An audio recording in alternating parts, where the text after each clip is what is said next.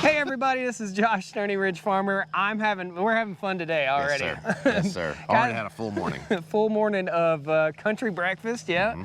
So guys, welcome to the channel today.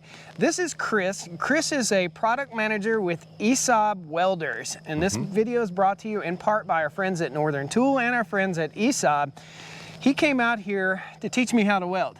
Well, not really. He knows how to weld already, but we're gonna have some fun together. Yeah, exactly. So we've got a few welding projects that need to go on today here on the Stoney Ridge Farm, namely project number 2, which is the Greg Judy bale and roller, which I have broken again, and we have a solution to the broken bale and roller, a final solution. I broke both springs and the frame. I'm hard on stuff. Guys, come along today as we get some work done and we learn a little bit about the ESAB 150G. Is that what it is? 150G. 150G. Afraid of work, I ain't afraid of play. I ain't afraid to get the job done and do it my own damn way. I ain't afraid of life, times like this. If you mess with my freedom, I'll tell you just what you can kiss. All right, folks, welcome back to the Stoney Ridge Farm channel. If this is your first time here or your 50 millionth time, please hit that like button. Again, this video is brought to you in part by our friends at ESAB and our friends at Northern Tool and Equipment. Super awesome store. There is no better tool store in my mind than Northern Tool.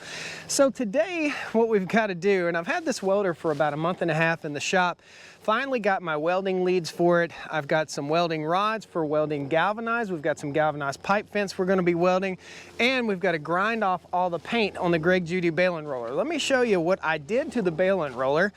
What happens here is, and you'll see some footage of me unrolling hay bales, we stick a hay bale in here, a 4x5. It weighs 800 to 1,000 pounds.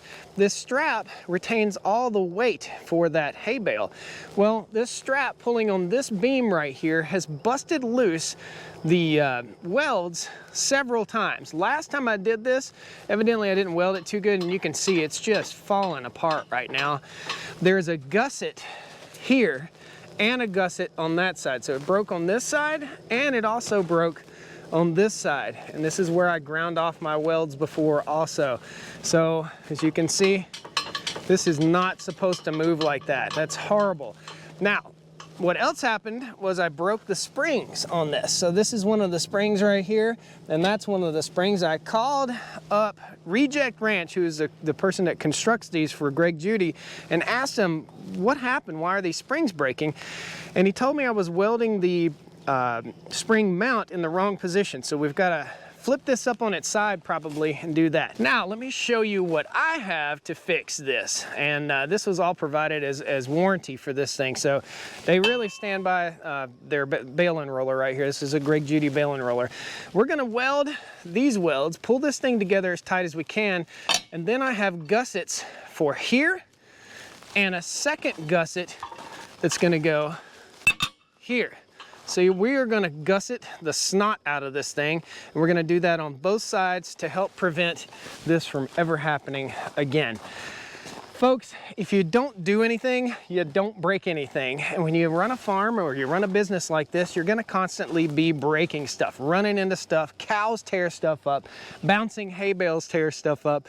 Things just break. So without further ado, we're gonna take the ESAB down and we're gonna do my first booger weld on this galvanized. I've got 4 little pieces that need to be welded, and they're fence braces. Guys, this is our brace post right here, and that's what we've got to weld.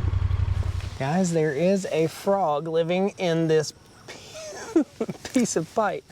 He's getting ready to have quite a shocking experience, wouldn't you say? I would say so. All right, so Chris, you are the welding expert. We have rods that are specifically made for welding galvanized. What were those? 6011. 6011 rods. Now, tell me about... Kind of a universal rod. You can use it on this stuff. It's fine, and it'll help bring out the impurities. Gotcha. You know, galvanized has that zinc in it, and that's what you got to get rid of. But also, because of the zinc, you've got something respirator, else that you brought. So we have a particular type of respirator we have to use for welding galvanized. We won't need that respirator up there welding the regular metal, but galvanized, it can make you sick. So be sure you wear the right respirator. Consult with your local welding store and find out what the best thing for you is. Now, tell me about this real quick. You were going to give me some pointers on this. This thing has a couple, tell me about this. Okay. Tell me about the welder here. So ES150G from ESAB, and it's got a separate welder built into this generator. And what's nice about it is not only do you have your amperage control, but you also have arc force. Okay. So in welding, you use different styles of electrodes, just like you've got the galvanized pipe here that you're going to do, Josh. You also have the straight up iron that you're going to do over there. So you have the opportunity to use two different styles of electrodes. Well, those different electrodes have different coatings on them that act differently. And so the nice feature that we have built into this is arc force. So when you have something that needs more digging action, needs to dig into the metal and bring those impurities out, you can set your arc force high. Gotcha. If you've got real clean metal and you don't have to have all that action, you want a little smoother, more buttery style weld, you can turn the arc force down. Okay. And so that's a built-in feature for that. So what is the thickness of the metal we're going to be welding here? And you guys, I have this set up here so you can see how thick. This is not grandma's chain link fence post. No, that's heavy This duty. is some heavy, heavy stuff, yeah. So of the thickness that we're going to weld here and what we have to put together, basically we have to tack here, here, and here. And these are just going to be big, wide tack welds pretty much, just to hold that brace in place. These are 2 6-foot posts driven in the ground, and that's a brace piece to hold this from pulling that direction. So what would you suggest setting wise on the welder itself? Now you said on the welding rods there's an indicator of how much amperage you can use. Yeah, oftentimes on your packaging you'll see kind of a range. Yep. That's on the packaging itself. Through experience you start to dial stuff in and you learn. So right. My expectation is we're probably going to start between 65 and 70 okay. Amps on the dial for 3/32 rod that we're going to use to weld this with. Awesome. Well, let me get my PPE on and we're gonna blast through this. Simple to start, turn the power on. The fuel is already on right there. Choke, pull, choke off. Good to go. Amazing boy. Brand new, 0.0 hours. Let's see if we can break it.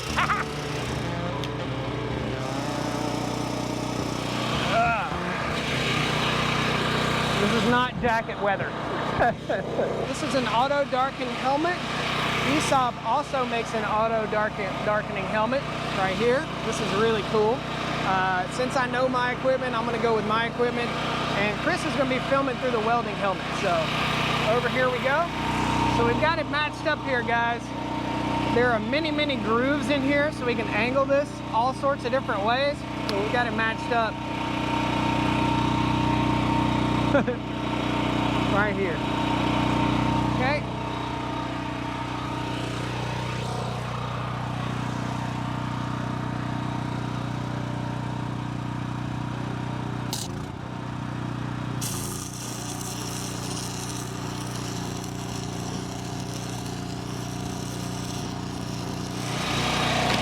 Dum da dum dum. Welding galvanized. Be smart. Get galby sick, man. That stuff's really bad. Yeah, we got it.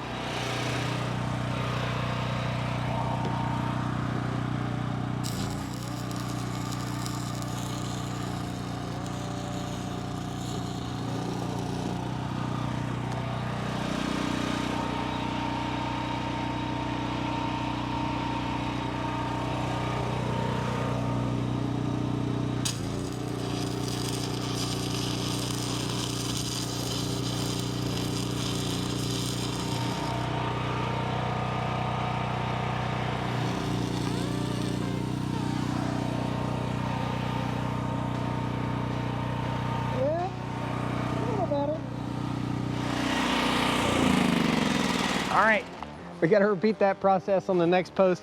Getting a little bit better, guys. I did turn the heat down on the welder just a little bit, and you can see my welds, well, not too boogery. I'm a little nervous about what it's going to look like when we start welding on that regular steel. Galvanized is bad, bad stuff, so be sure you wear your PPE for sure.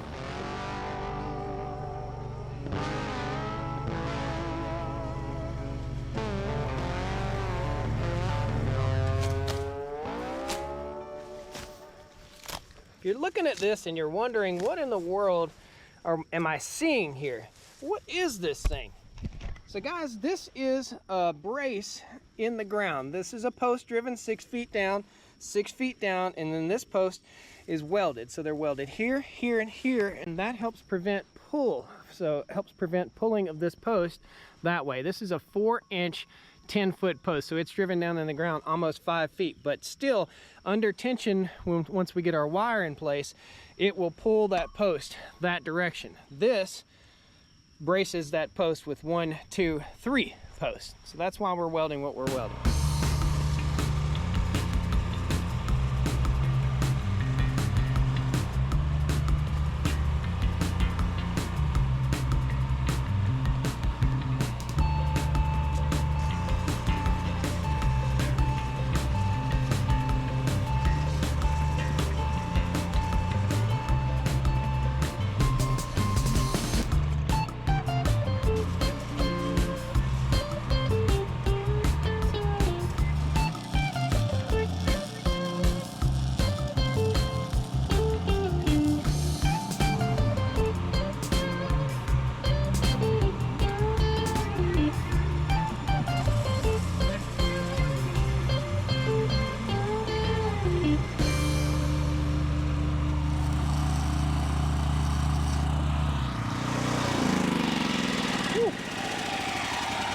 No more galvanized welding, man. I don't like breathing that stuff at all. I don't know if you guys noticed, but the smoke was just coming right at my face. If you're welding galvanized, you want to try and stay downwind from it, but there's just no way down low to the ground like that. Oh, nasty, nasty stuff. So guys, onward and upward, we're back up here at the bale and roller. First thing we got to do is we got to strip off all the paint. Now the cool thing about the ESOB 150G is that you can run the welder at full capacity, and you could run a grinder or coffee maker, or if you had the football game you wanted to watch or something like that, I guess you could run a flat screen TV on your welding cart, right?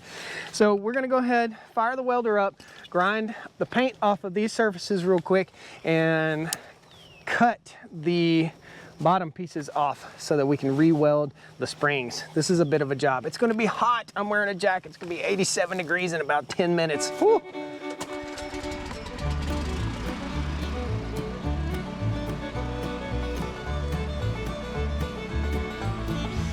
Folks, you might be questioning, man, that Greg Judy bale and roller seems to break all the time. Well, the reason it's breaking is because it's improperly gusseted right here, and the newest models are gusseted a little bit differently. So what we're doing is a needed repair upgrade to the Greg Judy bale and roller. This is the most instrumental piece of equipment for wintertime pasture management. So without this Greg Judy bale and roller, I just have to buy another one. I cannot do without it on this farm.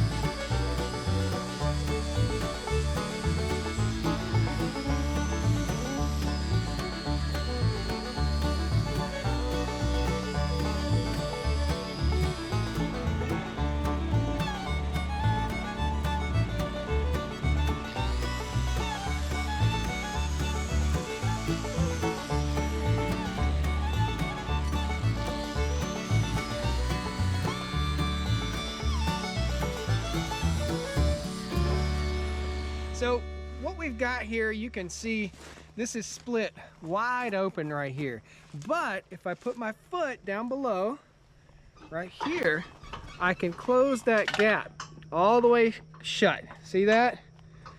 So what I've got to do is have Chris put his foot right there while I tack that in. All I'm going to do is tack it real quick. We're using 3/32 70/18 rod just to tack this in place. Now, Chris, we're also going to use what other rod? Some 60-13. 60-13, and 60-13 fills in a little bit better, you said? And out of position. Okay, gotcha. Cool. Well, let's get tacking it up. Guys, we're going to tack, then we're going to weld, and then we're going to gusset. This will not break again. Contact! Oh!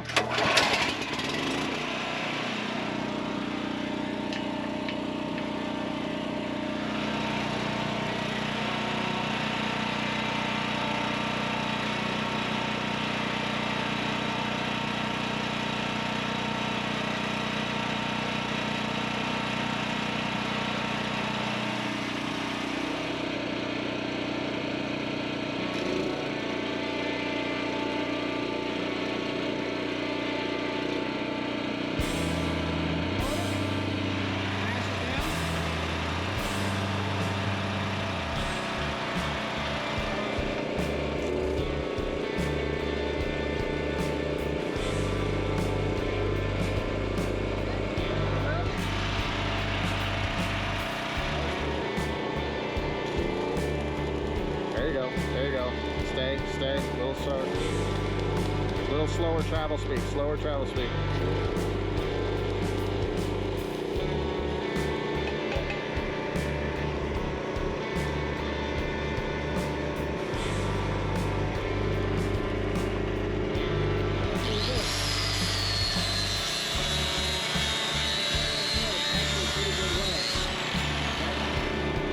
Much better. So see how you can see that weld puddle. There you go. There you go. That's looking good. A little slower. There you go. Keep that puddle. There you go. Much better. Much better. Look at that. Good.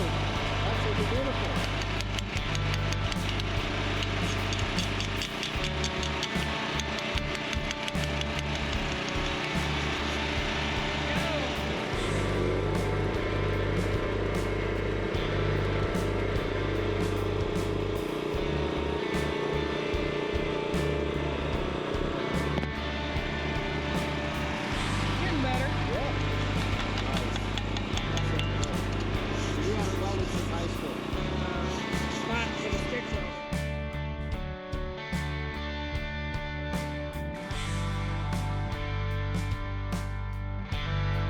Guys, this is the first time I've welded since like 7th grade with the stick welder. It's all right.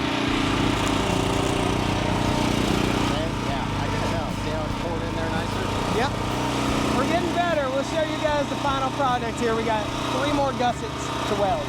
And I'm going to get instructions, so you'll see Chris teaching me as we go this time. Weld prep.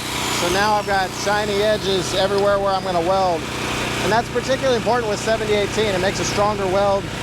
I love 7018. It makes a much prettier bead at the end of the day. But if you're having to weld on stuff that's pretty gross, 6013, 6011 is a better choice.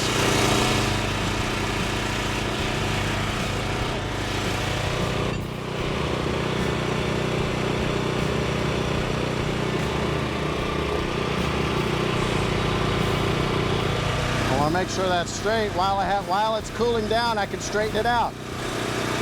Right? So I'm sitting here letting it do its thing. There we go.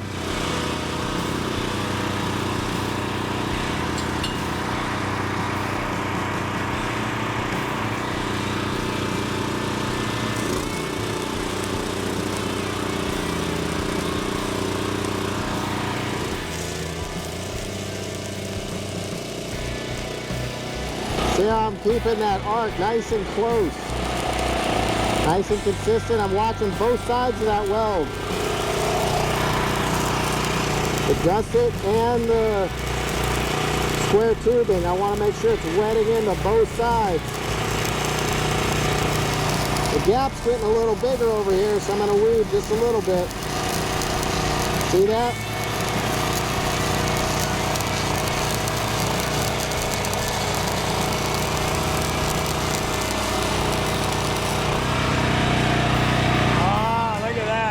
I'm embarrassed. That's where we're going to get you. So these sides are going to look just like that with you welding it. There you go. Okay? So you notice as I got to the end, that gap was wider. Yep. So I actually was giving a little bit of side to side as I got to the end here, because if I just kept going straight, I was going to leave one side unwelded. Okay? Oh. Okay, so now if I chip that, it's going to look beautiful underneath there.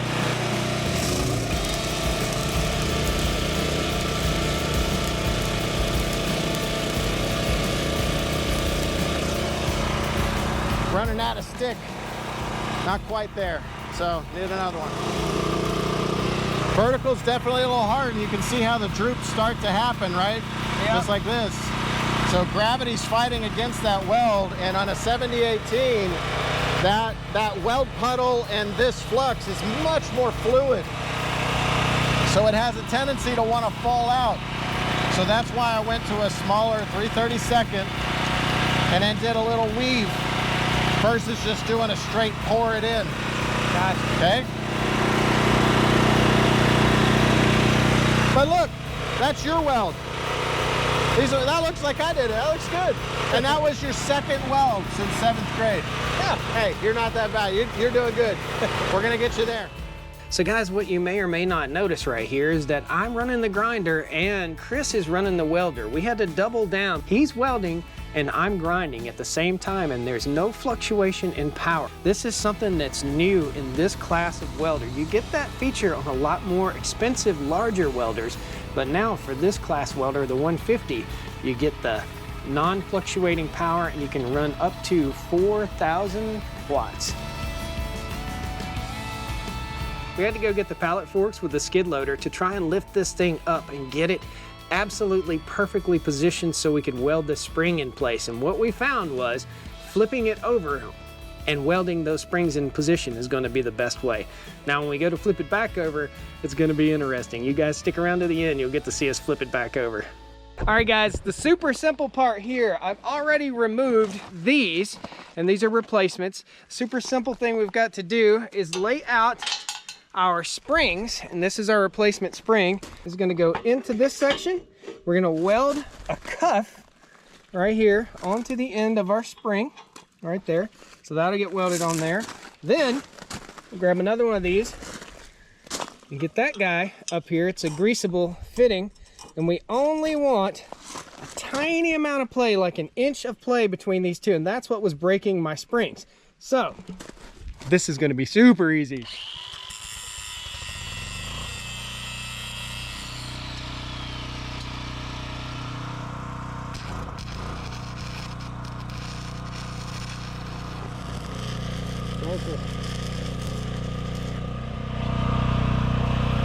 I was afraid I was burning all the way through it, but I didn't. Yeah. So when you go closer, it's actually less heat. It's counterintuitive. Yeah, I got it. So if you go farther away, you're going to get a lot more voltage, a lot more digging action. Gotcha. So if you stay close, it won't quite dig into that as much. It's pretty clear. That's actually pretty good. Yeah. So that still slides. I would go to the other side while that's cooling. Go do the other one. Come back.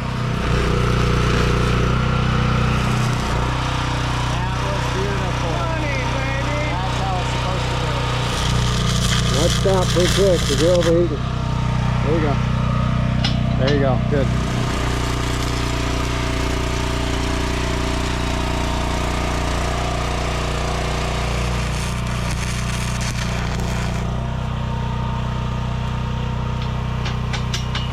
That'll do, donkey. That'll do it. Woo, it's hot. There we go. Rust-Oleum. You ready to do the delicate ballet of flipping this thing back over? Let's do it. And then we'll show your welds versus my welds. Oh, man. 1, 2, 3.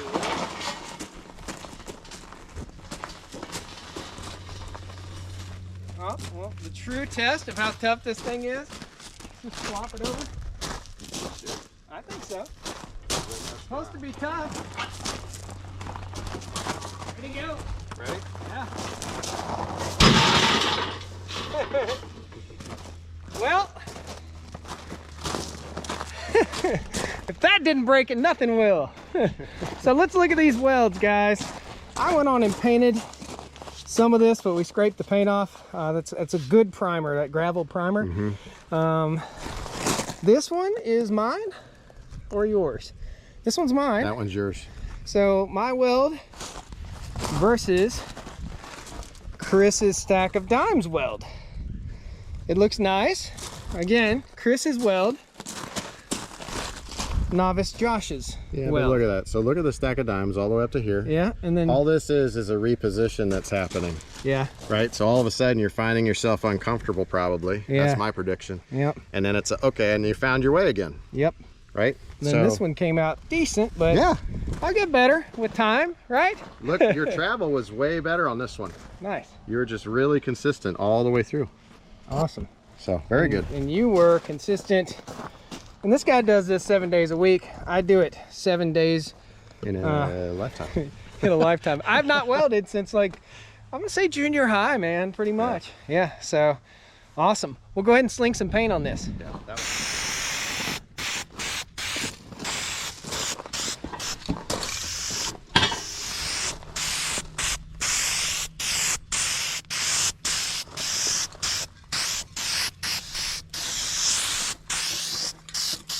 All right.